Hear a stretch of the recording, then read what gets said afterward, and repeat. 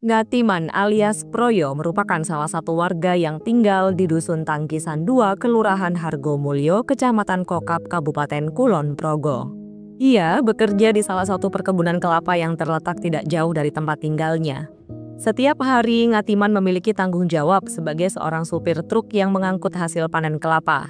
Meski pekerjaan yang ia lakukan dipandang rendah oleh orang lain, Ngatiman tetap menunjukkan pribadi yang tangguh dan pantang menyerah.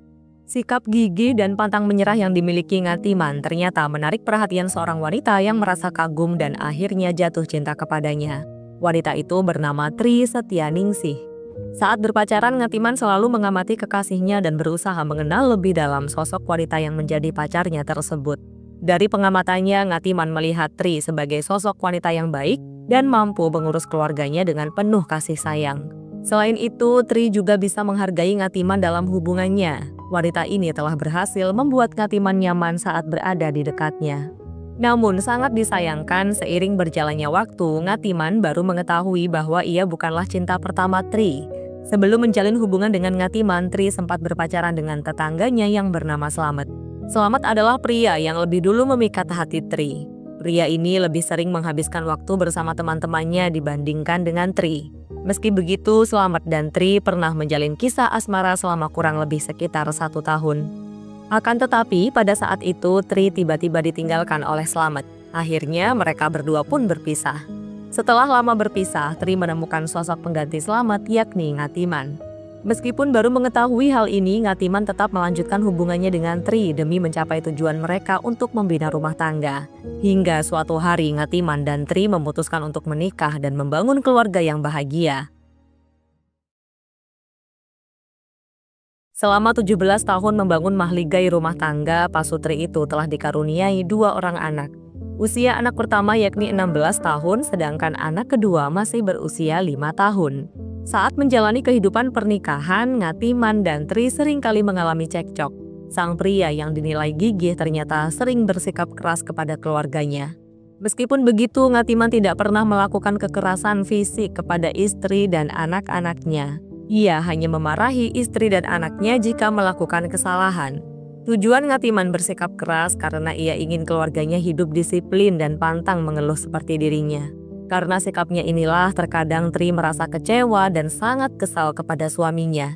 Meski merasa kesal, Tri tetap menyayangi suaminya dan enggan meninggalkan Ngatiman.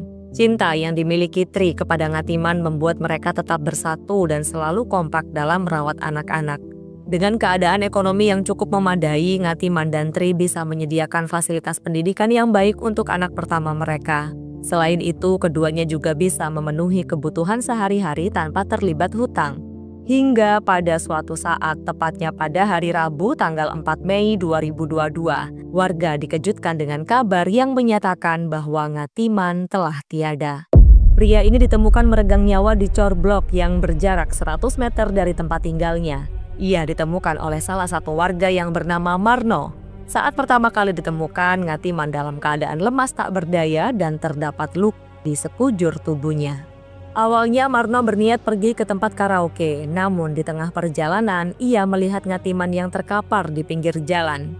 Momen ini terjadi pada pukul 8 malam. Setelah menemukan Ngatiman, Marno melaporkan temuannya kepada warga yang lainnya. Melihat Ngatiman yang sudah tak bernyawa, para warga bergegas menemui keluarga korban dan melaporkan kondisi sang pria. Tri sangat kaget saat mendengar kabar itu.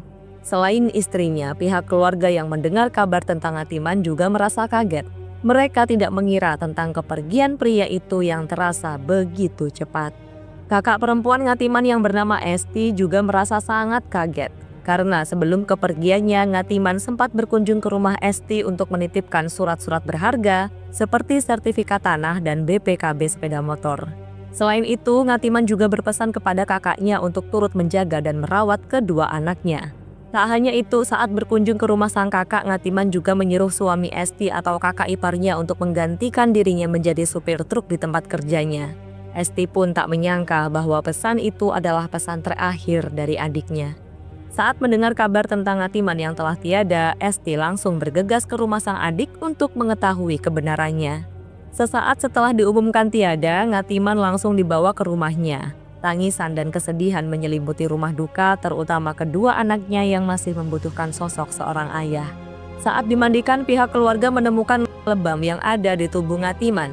Namun saat itu mereka tidak terlalu menghiraukannya dan menganggap luka tersebut akibat Ngatiman yang sempat terjatuh di jalan. Tak lama kemudian, pria ini dimakamkan di TPU Ngede, Desa Tangkisan 3, Kelurahan Hargomulyo, Kecamatan Kokap, Kabupaten Kulon Progo.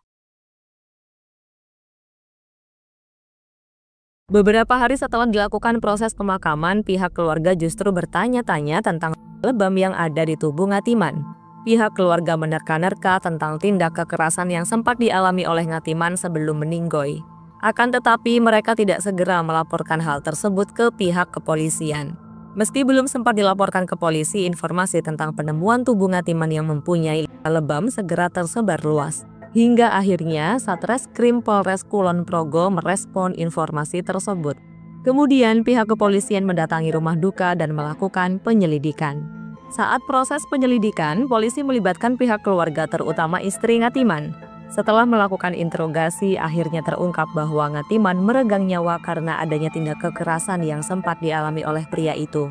Tri lalu mengatakan bahwa Ngatiman sempat berkelahi dengan seseorang di sekitar rumahnya. Akan tetapi sang wanita tidak mengetahui kalau ternyata pertikaian itu membuat suaminya kehilangan nyawa. Setelah mengumpulkan berbagai macam informasi, polisi berhasil menemukan pelakunya. Tersangka dari peristiwa itu merupakan tetangga dari korban yang tak lain adalah mantan pacar sang istri, yakni Slamet alias Kelik. Setelah menemukan tersangka, pihak kepolisian langsung menangkap Slamet di kediamannya. Setelah dilakukan pemeriksaan, pria itu mengaku bahwa ia dan Ngatiman sempat terlibat cekcok. Slamet juga mengungkapkan bahwa motif dari penganiayaan yang ia lakukan karena masalah asmara. Menurut Slamet, Ngatiman sang korban merasa cemburu karena ia dan Tri bermesraan di belakang rumah korban. Tak lama setelahnya, Slamet dan Ngatiman mengalami cekcok dan pertengkaran yang hebat. Hingga akhirnya Ngatiman menjadi korban dalam perkelahian tersebut. Karena pelaku sudah mengakui perbuatannya, Slamet pun dibawa ke Polres Kulon Progo untuk ditindaklanjuti. Sesampainya di Polres Kulon Progo, Slamet diinterogasi oleh pihak penyidik. Saat proses interogasi, pria ini mengaku bahwa ia telah berselingkuh dengan Tri selama 3 bulan kebelakang. Slamet kembali bertemu dengan Tri saat ada hajatan di sekitar rumahnya. Kemudian mereka berbincang-bincang dan bersenda gurau di acara hajatan itu. Warga yang melihat hal itu sempat curiga dengan kelakuan keduanya, namun mereka tak mau menggubris.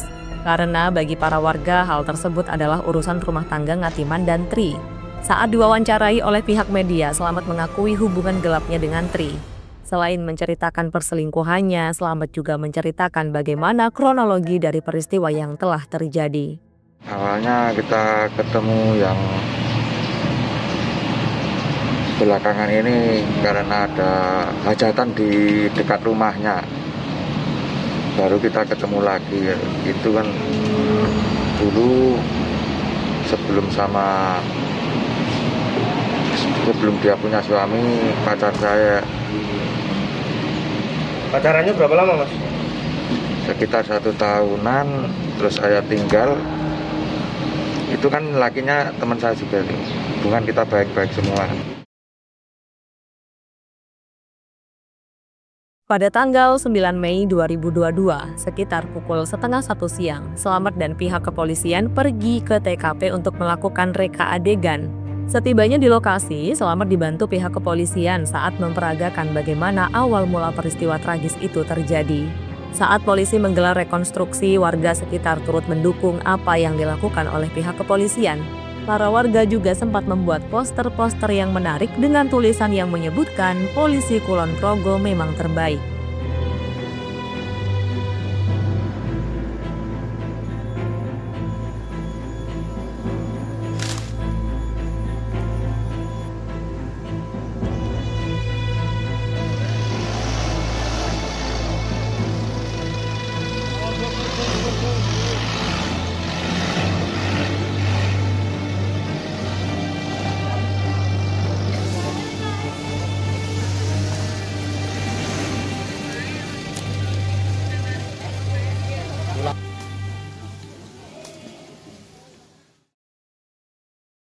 Dari proses rekonstruksi, polisi pun dapat mengetahui kronologi yang sebenarnya.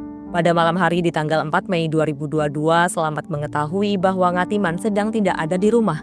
Hal ini menjadi kesempatan emas bagi Slamet untuk menemui Tri. Pria itu sangat ingin melepas rindu dan memadu kasih bersama wanita selingkuhannya. Setibanya di rumah korban, Slamet memberikan pertanda kedatangannya kepada Tri. Ia melemparkan secari kertas melalui ventilasi di belakang rumah korban. Hal ini diperagakan Slamet saat melakukan reka adegan. Setelah melempar kertas itu, Slamet menantikan kedatangan wanita pujaannya. Ia menunggu di pekarangan belakang rumah korban. Tri yang mendapat pertanda akan kehadiran selingkuhannya kemudian keluar untuk menemui Slamet. Setelah sampai di pintu belakang, Tri melihat Slamet sedang berdiri menunggunya. Kemudian mereka pun saling melepas rindu dan bermesraan. Mereka melakukan hal tak senonoh di emperan teras belakang rumah tanpa diketahui siapapun. Lampu belakang rumah yang redup membuat warga yang melintas tidak mengetahui perselingkuhan Tri dan Slamet. Tak lama kemudian, Ngatiman yang baru saja pulang dari rumah kakaknya melewati pekarangan belakang rumah. Kemudian pria ini melihat dua orang yang sedang duduk di belakang teras rumahnya. Ngatiman lalu menghampiri dua sosok itu dengan menyoroti lampu senter. Setelah mendekat, Ngatiman melihat dengan jelas keberadaan Slamet dan Tri. Karena tak tahan saat melihat keduanya bermesraan, Ngatiman menghampiri istri dan selingkuhannya dengan sangat marah. Ia berteriak dan mengacungkan jari telunjuknya ke arah Slamet dan Tri. Setelah itu, Ngatiman terlibat cekcok dan adu jotos dengan Slamet. Setelah terlibat cekcok, amarah Ngatiman semakin memuncak. Ia lalu memukul Slamet sebanyak 2 kali dengan tangan kosong. Karena tak terima dipukul, Slamet pun membalasnya dengan 1 kali pukulan dengan tangan kosong. Tidak berhenti di situ saja, Ngatiman kembali memukul Slamet sebanyak 2 kali. Slamet lalu membalasnya dengan menendang Ngatiman hingga terjatuh. Di momen ini, Ngatiman sempat berdiri dan ingin memukul selingkuhan istrinya tersebut. Belum sempat memukul, Ngatiman sudah mendapatkan serangan dari Slamet. Si pelaku lalu mendorong dada sebelah kanan korban hingga mengenai sebatang pohon kelapa yang ada di belakang rumah. Ngatiman pun tersandung akar pohon hingga kepalanya terbentur batang pohon kelapa. Kemudian pria itu jatuh dengan posisi terduduk. Setelah terjatuh, Ngatiman sempat berdiri dan hendak memasuki rumahnya. Namun istrinya tidak mengizinkan pria itu masuk ke dalam rumah. Karena tidak diizinkan masuk oleh sang istri, Ngatiman pun pergi menjauh dari lokasi kejadian dengan berjalan sempoyongan. Di momen ini, Slamet hanya mengamati Ngatiman dari kejauhan sambil meneriaki pria tersebut. Setelah Ngatiman tak terlihat, Slamet bergegas pergi dari tempat kejadian. Di sisi lain, saat berjalan menjauh dari rumahnya, Ngatiman terjatuh di sebuah corblok yang hanya berjarak 100 meter dari rumahnya. Tak lama setelahnya, Marno yang hendak pergi ke tempat karaoke melihat Ngatiman tergeletak di jalan. Lalu Marno memanggil warga setempat untuk melihat kondisi pria tersebut. Saat reka adegan, salah satu warga yang bernama Suryono memberikan kesaksian. Ia pun mengatakan bahwa memang benar Ngatiman ditemukan di corblok tersebut. Suryono juga mengungkapkan bahwa ia sempat mendengar pertikaian di rumah Ngatiman dan Tri. Namun ia tidak berani menghampiri mereka karena mengira hanya percekcokan biasa yang sering terjadi di dalam rumah tangga. Selang beberapa menit, Suryono dan tetangga yang lain tak lagi mendengar suara cekcok dari rumah itu. Dan tak lama kemudian, para warga desa dikejutkan dengan kabar yang menyatakan bahwa Ngatiman telah tiada. Setelah mendapatkan pengakuan dari pelaku dan melakukan reka adegan, pihak kepolisian membongkar makam Ngatiman. Hal ini dilakukan dengan tujuan untuk mencari bukti fisik. Proses pembongkaran makam dilakukan tepat 1 minggu setelah Ngatiman dikebumikan. Proses ekshumasi tersebut melibatkan para warga sekitar dan keluarga korban. Selain itu, tim forensik dari Rumah Sakit Bayangkara Polda Daerah Istimewa Yogyakarta melibatkan 19 personil yang diterjunkan ke lokasi ekshumasi.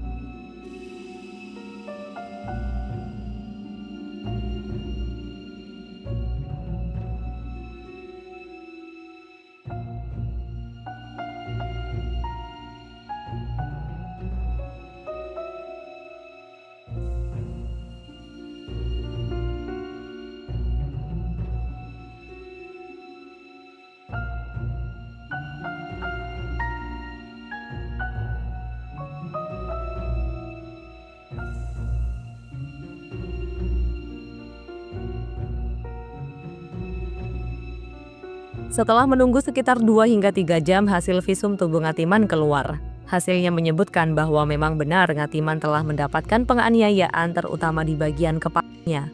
Hasil visum juga mengungkapkan bahwa kepengatiman terbentur benda tumpul hingga mengenai organ dalam di kepalanya dan menyebabkan yang sangat serius.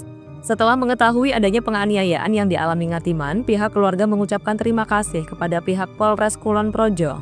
Selain itu, pihak keluarga korban berharap agar almarhum Ngatiman bisa mendapatkan keadilan. Kami hanya berharap bahwa semuanya akan berjalan sesuai dengan keadilan dan kami hanya berharap semuanya bisa diputuskan sesuai dengan hukum yang berlaku. Setelah adanya bukti hasil visum dan rekonstruksi, Slamet langsung dibawa ke Polres Kulon Progo. Sebelum dimasukkan ke dalam sel penjara, Slamet dan pihak kepolisian menunjukkan bukti penganiayaan tersebut ke pihak media. Akibat ulahnya, Slamet dijerat dengan pasal 351 ayat 3 tentang penganiayaan hingga menyebabkan jatuhnya korban jiwa dengan ancaman hukuman penjara paling lama 7 tahun. Dalam persidangan, Slamet dijatuhi hukuman penjara selama 7 tahun sesuai pasal yang menjeratnya. Hingga sekarang, Slamet masih menjalani hukumannya dan sedang mendekam di jeruji besi. Semoga kita semua bisa mengambil pelajaran dari peristiwa ini. Saya Mei, sampai jumpa di kasus berikutnya.